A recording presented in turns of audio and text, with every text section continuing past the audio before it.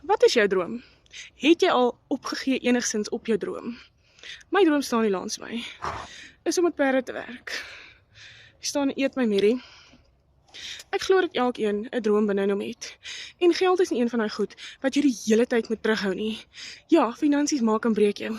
Want as jou droom ook duur is, ook 'n lekker price tag op het, dis nie maklik om hulle te onderhou of goedkoop om hulle te onderhou nie. Maar as jy moet werk, dit voed daai siel.